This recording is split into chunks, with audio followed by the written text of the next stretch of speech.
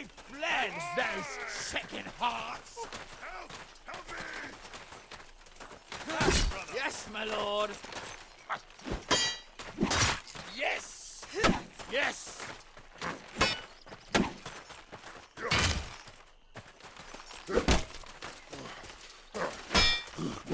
Thank you, brother.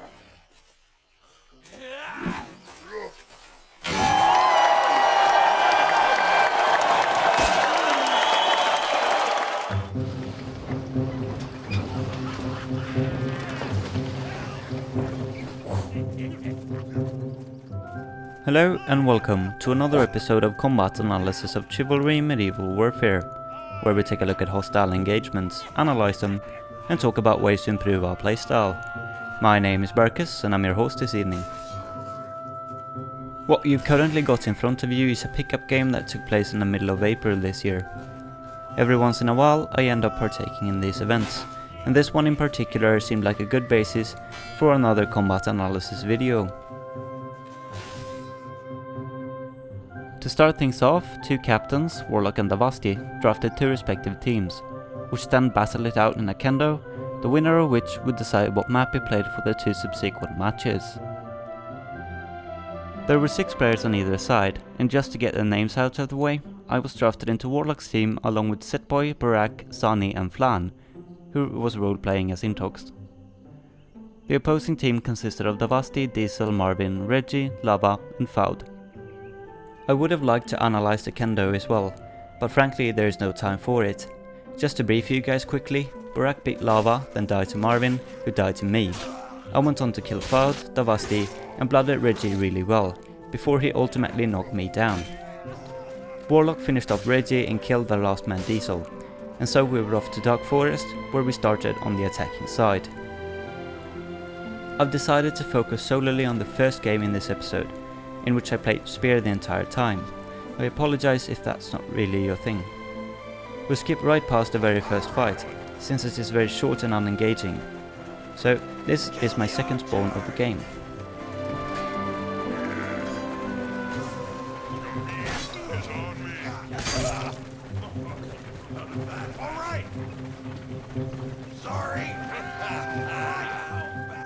Right here I'm in a pretty good position, with allies on my left, all current opponents well inside my field of view, and at the time of Lava's first stab, there's no one else in striking distance of me, so I can land my attack without getting hit in the process. Despite not having initiative here, I wind up all the same. Lava goes for a stab feint and I fall for it, but since I started an overhead as well, he also feinted to parry, and failed to capitalize on my compromised defense. If you look carefully, you can also see that his parry is delayed in relation to mine, and even though his wind-up is slightly shorter, this means I managed to flinch him on my next attack. This constant input of attacks is just another trick in the book to avoid dying to feints, and something I ended up using quite a bit throughout the book. What separates this from gambling mindlessly is simply that you feint a parry when need be, a subtle but important distinction. I continue to bait out a stab from him by winding up out of reach. He's well aware that I'm vulnerable after my strike and prepares to hit me in recovery, but I cancel this attack, back off and wind up again, scoring a perfect overhead on him instead. He burns his parry afterwards and dies to Setboy's longsword. It does however take me a while to catch on that he's dead, and my next overhead is therefore wasted. I could have used my time a lot more efficiently by getting in range of Davasti and interrupting his attack before he killed Setboy. In any case, my next overhead is successful, and Barak thankfully kills off Diesel, so we don't have to worry about him anymore. I think it's pretty clear that I should have stabbed Reggie instead and prayed that first hit flinch kicked in. This would have saved me a ton of stamina without negative effects on my HP. At least my riposte slash hits both of them, and since Davasti does a late parry in response, I wind up another stab hoping to finish him off. He backpedals on full throttle while I get stuck on the stern, so I end up missing my attack and lose the last drops of stamina I had left. At this point I'm full gamble mode. Barak is dead and I have 3 opponents around me, so I'm in no mood to get knocked into burnout. I'm quite lucky that Davasti cancels his first stab and goes for a slash, cause I managed to hit him in between and end his life. I'm not at all sure if his stab was in reach of me and he just made a mistake, but I was totally gonna input in either case. As it goes with intentional trading, I take quite a bit of damage from them all, but get 30 points of stamina back from killing Musty since we're on mercs.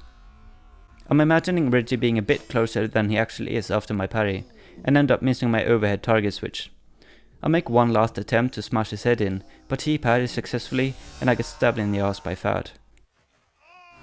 It is a tricky situation, since turning too much to the right before the overhead in order to locate Reggie in turn would make him more likely to see my switch coming, and by extension more likely to parry.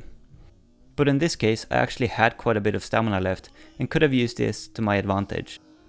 I should have turned to face both of them, and if then theoretically Reggie was in reach, I could have feinted my target switch and killed him afterwards.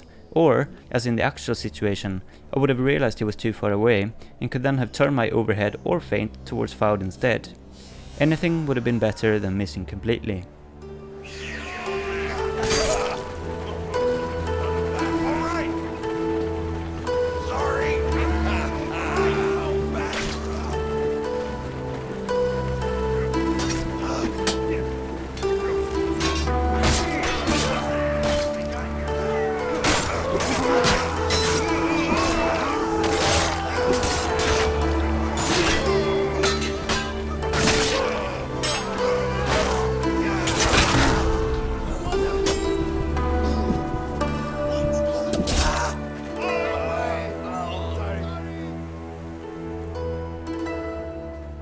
Since I died last in the previous engagement, my team manages to die all over again before I have time to show up and help them. I'm not about to take on 5 of them by myself with a spear, so I circle around and wait for my boys to respawn. Luckily Faud dies almost immediately to throwables at the start, which relieves some of the pressure. Flan and Barak get up on the right flank, and even though my positioning is fine, I need to be a little bit cautious. As you can see, I have 3 potential attackers in my vicinity, and since I can't save TP, I can easily get nicked by the other 2 if I attack one of them. So I wait around for someone to launch at me instead, which Marvin eventually does, and I counter after my parry. I move a bit too much forward since I'm anticipating an overread and want to capitalize on this potential mistake on his part. From my point of view, Diesel could have very well hit me in recovery here. I didn't do a very good job of forcing out a safety parry from him, even though I had the ability to do so. But most likely he stayed his weapon anyway, because of the threat of my allies on the right. I could not see exactly where they were myself, but I did set this scenario up earlier, simply by waiting for them to respawn before I engaged the enemy, and I don't think it's unfair to take a bit of credit for this strategic decision. I am however caught off guard by Marvin's successful parry, and because I turn towards Diesel to see any potential attacks from him, I lose vision of Marvin in turn, and this ultimately results in a panic parry from me. I run to the left and successfully duck underneath it. This is one of the 2 go-to ways to dodge overheads after a failed parry. Either you run in the opposite direction of their strike and try to duck it, or you move in the same direction as their strike and try to jump over it at the end of their release. At this point, I spot Reggie making his way around the rock, and since he swings out of reach, I force out a CFTP. He continues with a reverse overhead, which I also manage to parry. What I do next is actually a bit irresponsible. I do another flat overhead and effectively just feed him a riposte. This is really dangerous in a teamfight, since I can theoretically one-shot anyone within reach who is unaware of his target switch. Luckily Sani moves in such a way that Reggie ends up missing, and things keep escalating in our favor as I delete Diesel from the fight. Warlock takes out Lava nicely, and at this point there's 4 of us against a bruised and stamina depleted Reggie. Feeding ripostes is no longer a big deal since everyone's got their eyes on him and will be able to respond accordingly. After Reggie's death, Faud shows up again, but he is late to the party, and with 1 more successful feint and forced parry, Warlock and I manage to take him out. We split up in 2 smaller skirmishes. Flan gets off a successful reverse overhead, and as Wasti is stuck in the corner, he's unable to keep track of both of us at the same time and thus dies to my overhead. Lava lands a hit on Flan in the process, but he too is using a spear type weapon and is unable to save TP my counter attack. I then force out a parry from him with a stab feint, and Sani lands the killing blow. As the other skirmish went in our favour as well, we ended up pushing the cart maybe 99% of the way to the second objective. But ultimately we were all killed off, and had to reset and prepare another push.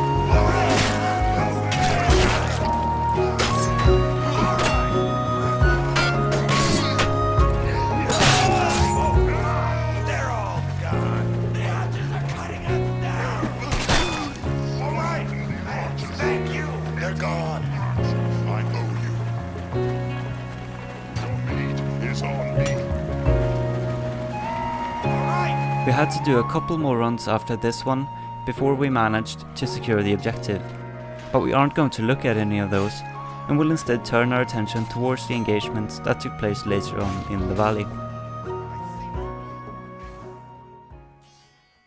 This is our first proper push on the second objective. At the time of my arrival, I have two allies seemingly engaging Diesel, and the best way I can assist them is to keep Faud on the left in check. I do well in not attacking Diesel myself, but ideally I would be more aggressive and go on the offensive against Faud, instead of waiting to counter him after he's attacked my allies. Luckily for us, he is a bit cautious himself, and doesn't get a hit in anyway. Warlock does however anticipate an attack from him, and switches out of reach. I'm assuming Warlock's going to continue to engage Faud, so I take the opportunity to engage Diesel. He actually ends up switching back immediately, and so we all collapse on this poor knight. After his death, we move up, and it's in situations like these that the spear really shines. We're in a super cramped position, but thanks to my reach I managed to take out Reggie after his attack on Flan. Going around on the left is also an option, but this is more suitable for a weapon with high DPS and combos, like a dub axe for instance, that can output huge amounts of damage on opponents from behind. However, I must not forget that it is after all my responsibility to keep an eye on the left flank, since I am the leftmost player on my own team. So if lava advances, I need to be able to respond immediately. But he just tosses a couple axes and then falls back in line, so I maintain my defensive position and push forward on the outside of the wall. This looks unnecessarily cramped at the start, but it's quickly resolved as Flan kills off lava and runs around the wall to hit the remaining van from behind. At this point I wish I would have realized my services were no longer needed and ran round the cart instead. In this frame, 3 of us are devoted to this van, while Barak is up against Marvin all by himself. Next up is arguably a much bigger mistake, as I throw out a completely unnecessary parry in response to Diesel's slash.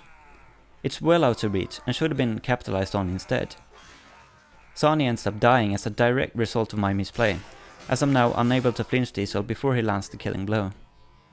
Diesel does a fairly unconvincing stab feint after my overhead, but I fall for it anyway, and we both parry each other, which slows down my tempo further.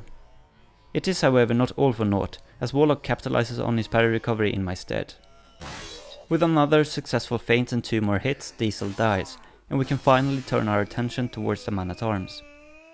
For the 3rd time this fight, I'm too late to save my ally, and it's now just me and Setboy against Faud and his fast approaching teammates. From here on and out I think I do what I can with the resources I have.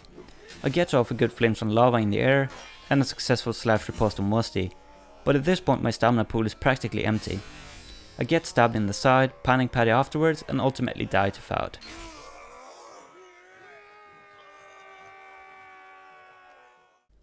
Now, just for the sake of the intellectual exercise, imagine a scenario where I, instead of lingering on the left side of the cart, immediately wrapped around and chased Marvin as soon as I saw lava go down.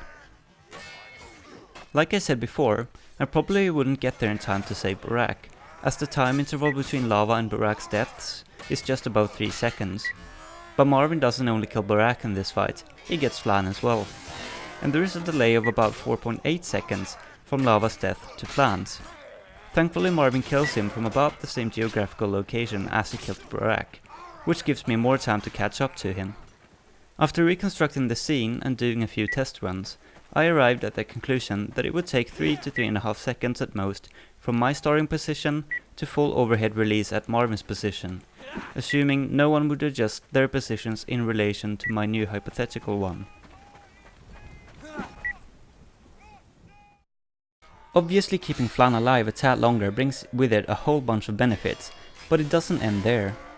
Warlock also takes some chip damage from Marvin before he goes down, which contributes to his subsequent death. This would also have been avoided by correcting one singular mistake on my end. With 4 healthy guys instead, going up against his lone man-at-arms and knight sidekick would have been way easier, and probably would have played out in an entirely different fashion. But let's leave that alternate universe and instead move forward a bit on the real timeline, where the next mistakes were made. Even with these initial conditions, Warlock damaged and Flan dead, the fight is still looking pretty good for us. But my unnecessary parry, in combination with Sonny's inability to parry, quickly escalates things in the wrong direction. Just because I don't flinch Diesel fast enough, Sani dies, and Warlock continues to take even more chip damage from the overhead that kills off Sani.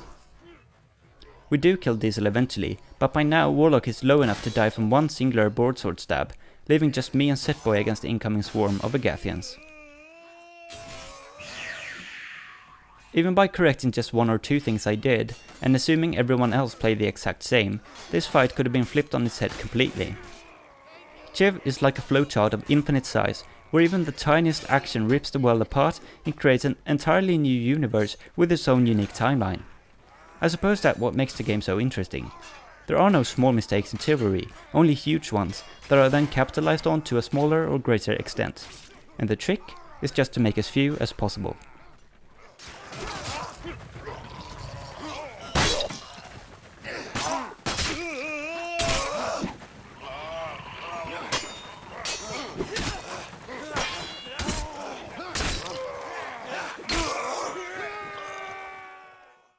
Moving on to the next fight.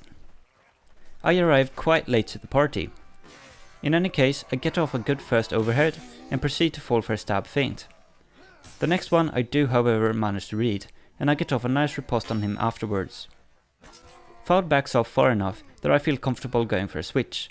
It's really important that I capitalize on these opportunities whenever they present themselves. Switching like this, with one of the opponents zoned out completely, effectively turns the fight into two separate 2v1s, with a much higher chance of success than a single 2v2. Now Set actually kills off Reggie by himself before I have a chance to help out, and I just hurt him instead, but I still think it was the right decision. The odds seem pretty stacked in our favour at this point, but now it's Setboy's turn to make a pretty big mistake. When Faud takes out and throws the firepot, Setboy turns tail and runs straight for the cart. I decide to follow him and stick together as much as possible, for both our sakes. But going for the cart is a really bad idea nonetheless. It means we leave behind an otherwise free kill, and allow ourselves to get sandwiched by Faud and his friends at the cart, instead of killing him off first with a numbers advantage. This single decision pretty much means we're dead right from the start. The only question is how much damage we can do before we go down. I can't get there in time to flinch Diesel, so he stabs Set, who then quickly dies to Faud from behind. I get off one successful overhead and manage to connect a bunch of parries, but get stabbed to death in the side by Wasti, outside the boundaries of my field of view.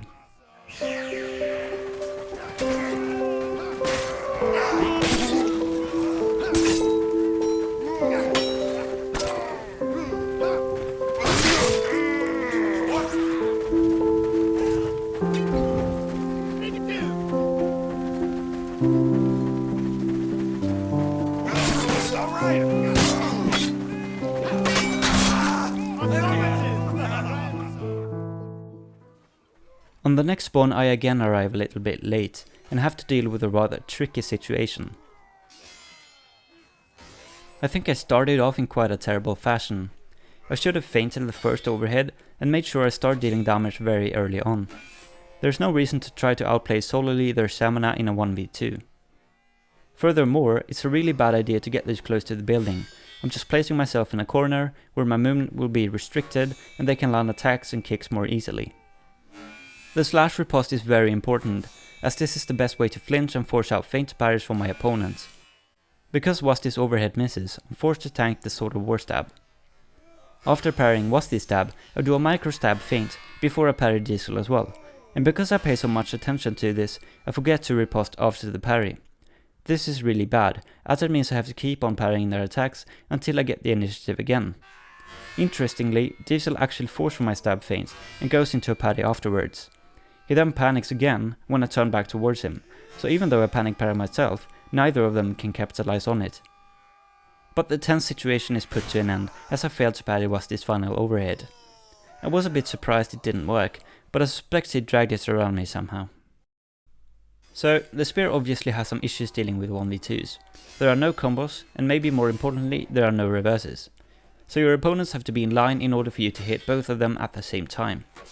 This is slightly easier to do with the slash, but it does despicable damage and doesn't hold up in the long run. My parry effort is almost flawless in this fight, and yet I can't come out of it alive. I think it mainly comes down to my positioning and restrictions. Like I said, I need some way to line up my opponents in order to deal damage to multiple targets and have any chance of landing attacks besides slash riposts. This is usually done by dancing around one of the opponents and have the other guy chase around him. I have a decent example of this later on in the video. The reason why it's so difficult in this particular fight is because I restrict my boundaries at the start. I place myself in the corner of the staircase in the building, and as a result I only have one way to move. Ideally I would move counterclockwise around Diesel and try to keep Wasti at bay, but since that path is blocked, my only option is to move around Wasti and try to block off Diesel instead. The angle of that rotation is much greater and very predictable, since they know I can only move in this particular way. I keep backing off, looking for an opening to circle around Wasti, but eventually bump into the wall behind me, and that's pretty much the end. They're both on opposite sides, and I have no chance to parry them both if they decide to attack at the same time. Hence the panic parry. Yet another reason to not get into this corner is that backup, if I receive any at all, will be coming from the Mason spawn, and I should try to stay closer to it, so I only have to fight alone for as short a period as possible.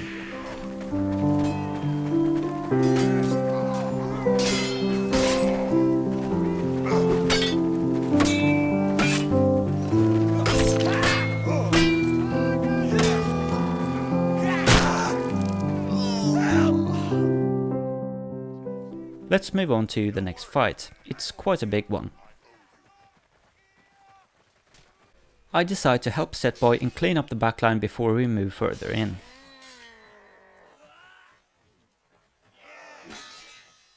Even though I don't deal damage here, I make sure Set lands a strike by pushing Wasti's parry in recovery. I know I have a guy on my 6, so I turn around and start an attack, but have to cancel as he's close enough to flinch me by now. Since Warlocks come to assist me and already landed a hit, I find it quite likely this is going to panic parry, so I take a moment after my parry and then do a dragged overhead. I've got to give him some credit for how long he manages to stay alive, despite this 1v3 and even 1v4 towards the end, but ultimately he is put down and we can take on some new targets.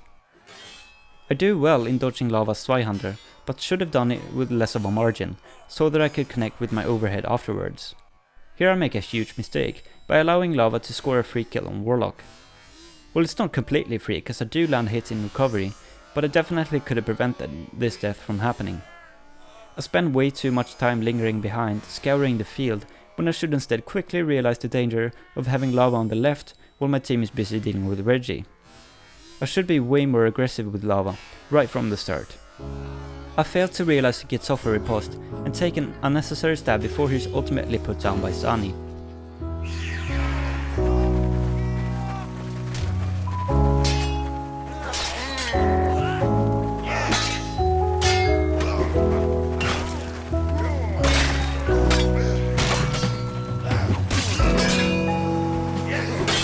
Even though the start of that little engagement went okay, the last part was really sloppy by me.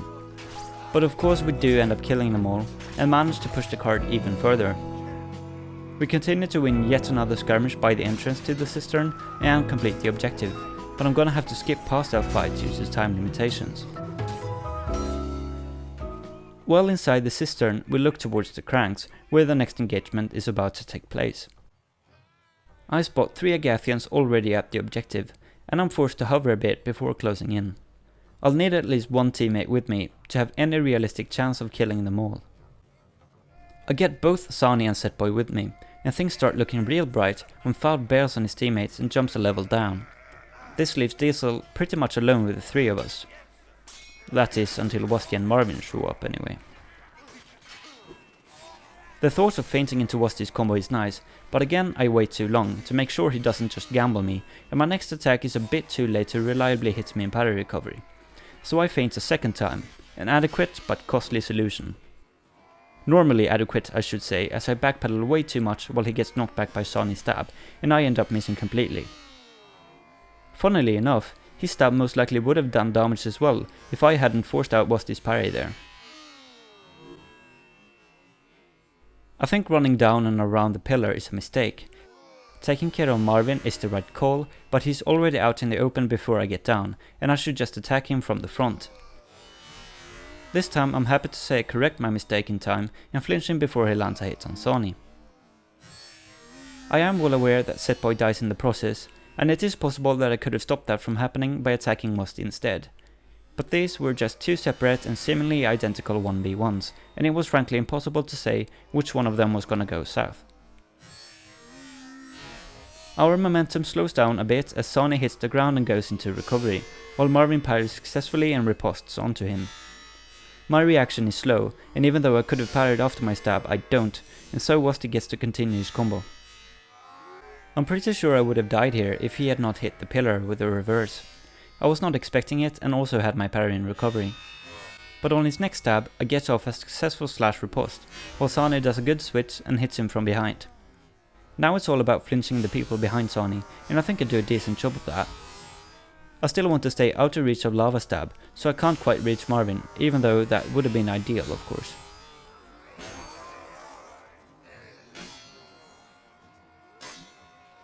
After my slash riposte, Marvin starts panting, so I know he's below 15 points of stamina. Therefore, I refrain from feinting my subsequent attacks and just try to prevent him from regening, and eventually knock him out. Two of my friends show up, and sadly Marvin lands a riposte on Warlock. But in this 3v1, I don't think it's my fault. Either way, I just keep on maintaining distance to avoid getting traded and put out attacks, and eventually he goes down. We have no time to catch our breaths, as the next wave of enemies is already upon us. In this situation, it's not too bad for me, as I have managed my stamina quite well. So I quickly have to decide what to do here. There are 3 Agathians on the ramp engaging my allies, and 1 approaching from the other side bound for me. Eventually I will have to address this lone vanguard on the left, but ideally I will score a hit on his friends first, to the benefit of the rest of my team. Since they are all facing away from me, it's a really easy thing to do. I think I make a mistake in going for Diesel. He was closest to me, so I understand why I did it, and it did result in his immediate death, and secured Warlock's survival for a little longer. Flan was of course in a bigger pickle in retrospect, and you could argue I should have helped him instead, but I don't even think we should discuss this in terms of matchups, 1v1s and 1v2s, and where my assistance was of the most use to the team as a whole at the time, because in the small time frame I had to choose my targets, it wasn't clear at all who was fighting who. Instead we should just think of it in terms of damage. How can I wreak the most amount of havoc upon that team before I have to turn around and parry lava behind me? Well, none of them is looking my way, so no matter who I attack, I can be quite certain that no one will be able to parry. I also need to make sure that I can run far enough away from the vanguard behind me during my attack, so that he doesn't catch up to and flinch me in the middle of my strike. Lastly, a kill is always better than a flinch, and hitting multiple targets is better than hitting just the one. With all of this in mind, I think the best option by far is to run down a little further, keeping my distance from lava, and lining up these 2 vanguards with my overhead. They seem to do that quite nicely by themselves anyway. The first guy would die immediately, as he was already badly hurt from Warlock's brandy. The next guy would be flinched from behind and stopped in the act of killing Flan. In this scenario I would buy my allies the same amount of time to live by flinching their opponent, but I would deal twice as much damage and be guaranteed to kill at least 1 guy as well. Furthermore, I would naturally move down into the Cistern instead, where I would have more space to footwork and not be pushed up against a pillar or constrained by the stairs in this cramped area in the middle. So as I turn around, I wind up an overhead, but feint to parry as he stabs at me as well. He feints and capitalizes on my mistake, and while I deserve to die here, he actually gets flinched by Setboy's throwing axe, but I parry in response to this flinched attack as well, and eventually die to Wusty behind me. If I had enough time to make out that Lava was in fact carrying a claymore, I would have advised to go for an early parry instead of playing the tempo game, as a better way to deal with those stab feints, but I did not see it before it was too late.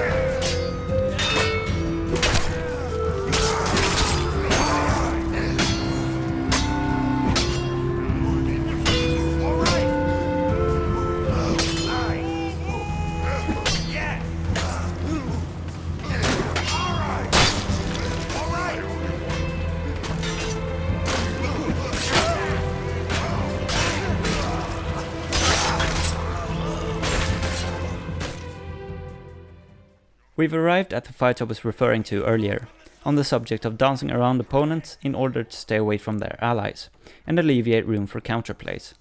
I think this is a semi-decent example of that anyway. Just as I arrive, Sana gets taken out by these 3 Agathians, and thus I am the only opponent they have at the moment.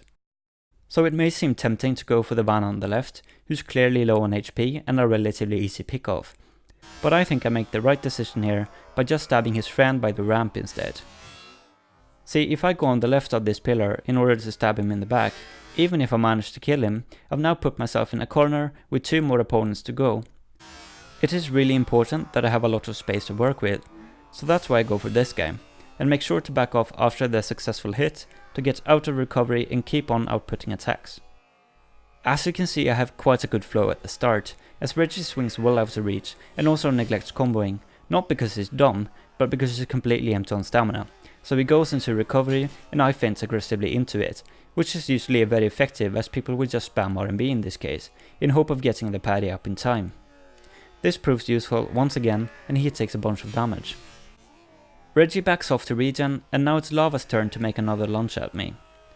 All this time, you can see how their compromised stamina and health pools, in combination with my defensive positioning, effectively turns this 3v1 into a kendo of sorts instead. If I had just jumped into the middle of them at the start, they would have no choice but to gang up on me, and that could only have been worse for me. Unfortunately for me, Diesel also joins in on the party.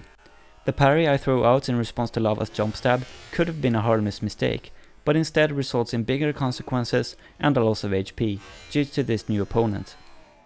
At the time I was playing, I was not aware of Diesel's presence until the moment he stabbed me, but even so, it would have been smarter for me to ignore Lava's stab and make sure it didn't hit me by simply running into and under it. If I was then also aware of Diesel's approach, I could go for a quick slash on him to score a flinch, or simply parry his attack and make my way out in the water. So after the stab I need to locate this unknown new opponent, so I abuse the limited reach of Lava's claymore, turn tail and run back, just in time to parry Diesel's next attack. I then abuse the knockback of said attack to get out of reach of Lava yet again and score a lethal overhead on him while in recovery. Diesel safety parries this attack as well, which keeps me out of harm's way for even longer. I wind up another overhead, and even though I have to feint to parry, I think this is fine, considering how much stamina I have in relation to HP. There is no reason to play conservatively. His stab was in fact a feint, which I do fall for, but take note how I continuously try to get Diesel in between me and Reggie by moving backwards and to the left around him whenever possible. As soon as I get initiative, I do a slash, which pushes him right back where I want him. If Reggie had continued moving towards me here, he would also be under the threat of my overhead riposte, and if Diesel hadn't parried, I could have damaged them both, which would have resulted in Reggie's death at this point. But since I've completely ruined his stamina pool by staying out of reach of all his attacks, he backs off instead and dies to Setboy. Now that I think about it, I think I would have preferred if I had fainted here instead. I had initiative, tons of stamina, and was in no danger of getting hit by anyone else in the process. I had already riposted many times in this engagement, and it was time to change things up. I must admit I was quite upset I fell for that final stab feint and died. I felt like I had gotten out of quite a hairy situation by then, and it was definitely anticlimactic to die like that. I don't know how much I can stress the serious lack of early parries this game, but this would be the right time for it. You could also argue I should have stopped playing such a defensive footwork once Reggie was out of the picture, and walked into his attacks instead to connect the parry and retake initiative. Walking backwards and forcing misses is all well and good, but I probably should have been more aggressive towards the end, because of the high disparity between my HP and stamina levels.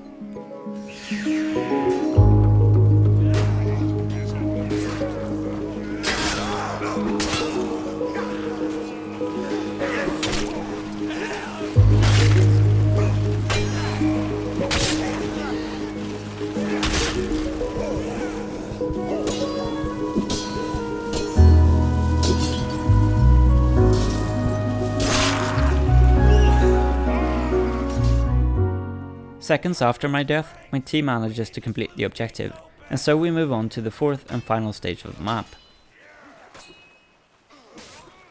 We'll roll the tape forward a bit, to where I tag along with Barak and head for objective C with a frontal approach.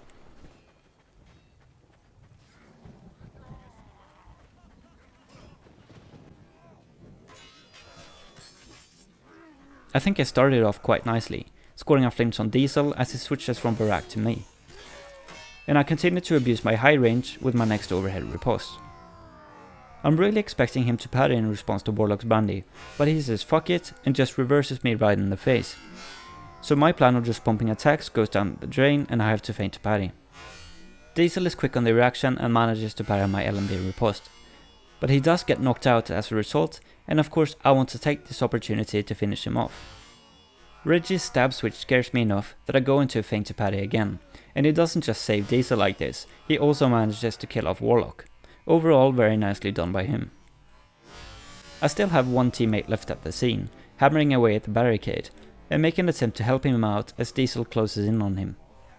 He dies before I reach him, and I lose even more stamina on my cancelled attack. I quickly turn around because I'm well aware that Reggie's been approaching me from behind, and I hope to score a killing blow on him in the middle of his strike, but he feints some parries and stays alive. I back off as far as I can and parry at the very last minute to make sure he doesn't feint me and that I get back as much stamina as possible before my regen is cancelled again. But I make another mistake as I do a stab riposte, not taking into account how far away from him I am, especially in combination with the knockback, and I end up missing completely. As I turn back around, I spot two new Agathians at the scene. I have 0 stamina left and Barak dies shortly after I accidentally hits him. So the engagement is pretty much over once they arrive. It's always hard to fight around C since the spawn is so close.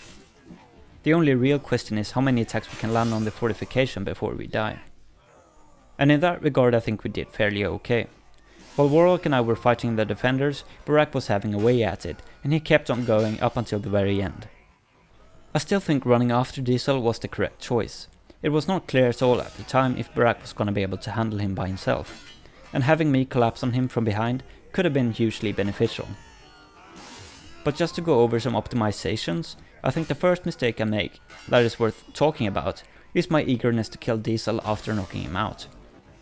Reggie will of course be on his guard and particularly likely to attempt to flinch me in this situation to save his teammate's life, and I should have simply stayed my weapon and paid close attention to where he was going with his. I think the parry itself may be justified, but I didn't need to waste stamina on the overhead that preceded it. If I were so skilled to actually read the switch as well, I could have refrained from parrying altogether and stabbed Reggie in the back right after he killed Warlock. Diesel would then have to choose between me and Barak, and if he went for the latter, I could have followed him again, and this time used my overhead to hit the barricade in the event that he got taken out before I reached him, and thus saved a whole bunch of stamina. If he were to engage me directly instead, Barak would be having a field day with the barricade. Another thing I would have liked to correct is the overhead that followed right after Warlock's death. There is no apparent reason to do it at all, and it just depletes my stamina pool further. The final notable mistake is the stab riposte on Reggie. This should instead have been an overhead feint. I didn't feint aggressively a single time in this entire engagement, and for a pug that is severely lacking. Another option would have been to turn this stab riposte into the barricade and just to make sure to land as many hits on the objective as possible. Our time was starting to run out, and it was unlikely that we were gonna live for much longer anyway.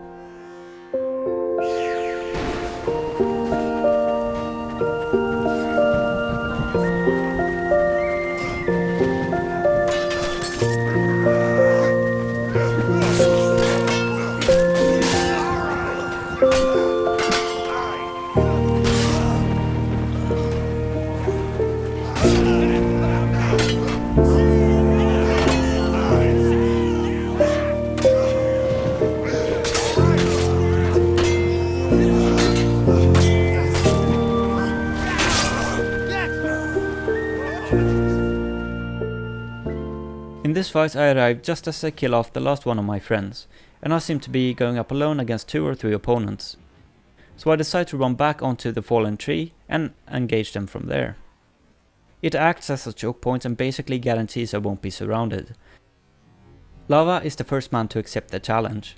We start off with a bit of a feint war, spear to spear, but since he winds up his second overhead a little bit faster than I do, I'm forced into feint to parry. He does however not parry my slash, and when he winds up again, I run backwards to dodge it and turn around and score another overhead.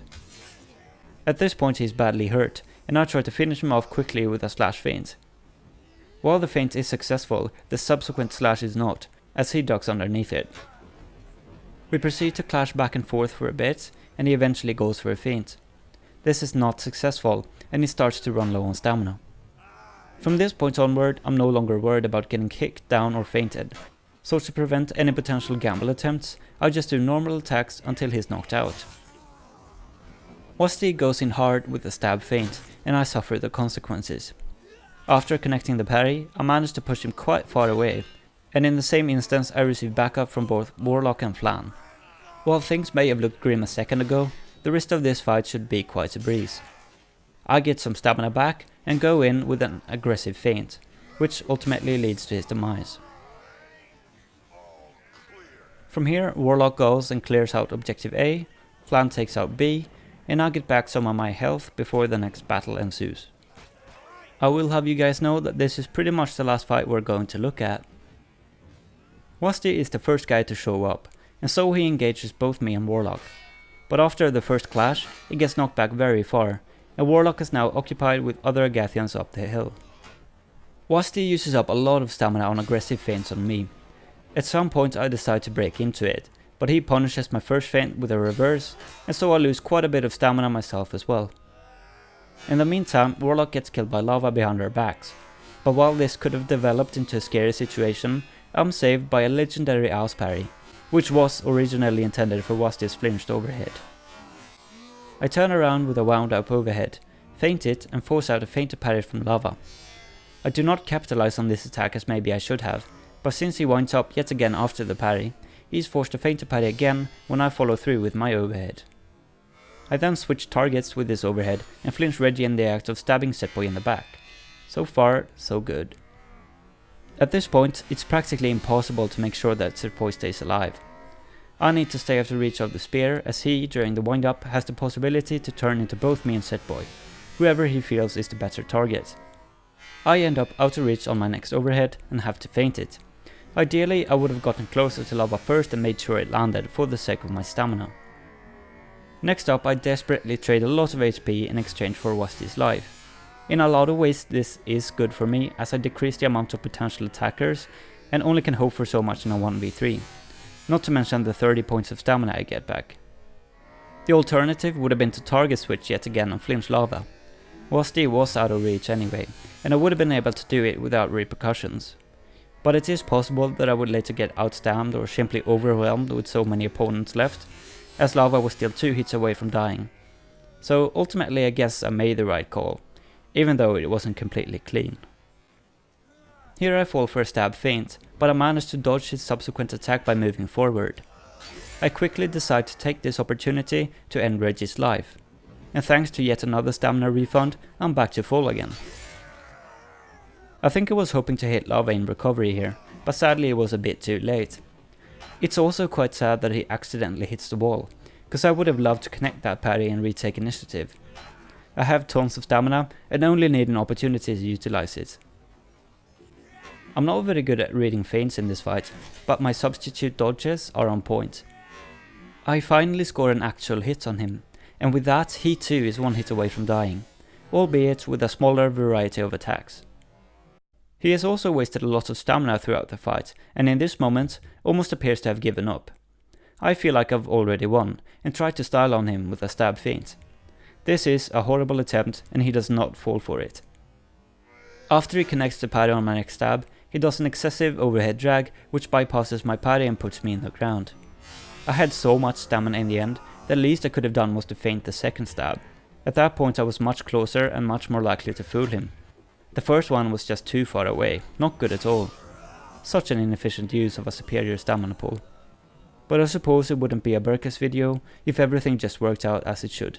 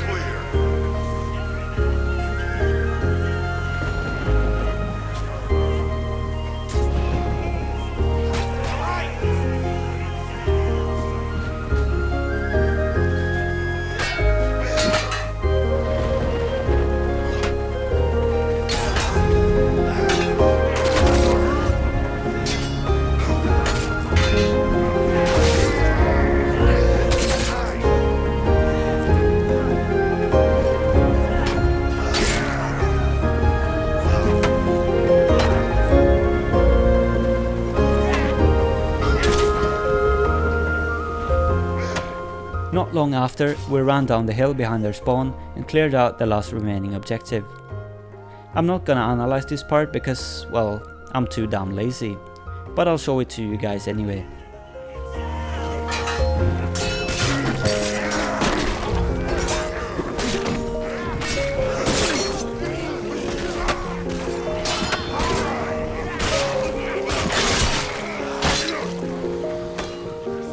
We did of course play another game after this one, which I'm not going to analyze either. Partly because there isn't enough time to do it, but mostly because it wasn't that interesting. Tartarus replaced Lava on the opposing team, and I switched from Vanguard to Knight. I think I played it quite awfully myself. I switched around weapons a lot, but never really found anything that worked well for me. But in the end, we managed to win this game as well. Our opponents did make it past the second objective, but only a few seconds after their time had run out. Our victory was followed by a sudden server crash, and that's all she wrote.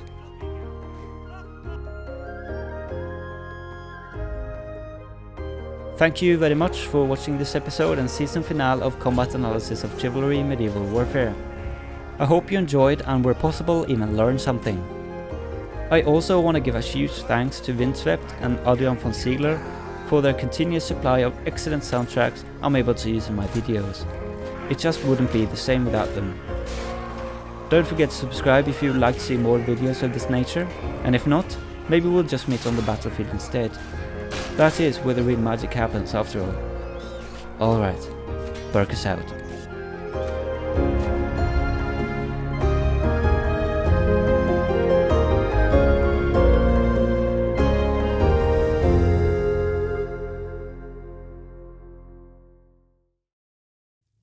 No! No way! And they say chivalry's dead!